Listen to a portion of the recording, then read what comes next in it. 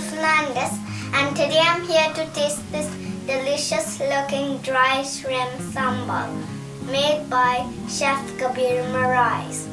And guess what? It has traveled all the way from Goa to UK.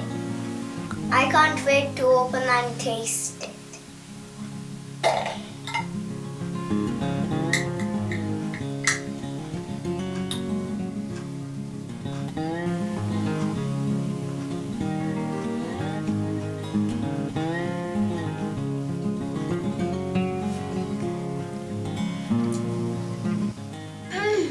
It's so delicious.